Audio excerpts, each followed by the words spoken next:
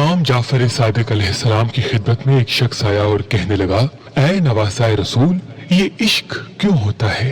کسی انسان کو کوئی انسان اتنا اچھا کیوں لگتا ہے کہ اس کے سامنے پوری دنیا کچھ نہیں لگتی؟ بس یہ کہنا تھا تو نواسائے رسول امام جعفر صادق علیہ السلام نے فرمایا، میں نے اپنے بابا سے، انہوں نے اپنے بابا سے، انہوں نے اپنے بابا سے، اور انہوں نے رسول اللہ صلی اللہ علیہ وآلہ وسلم سے سنا، ہر انسان کے اندر اللہ کی کوئی نہ کوئی صفت ضرور موجود ہوتی ہے۔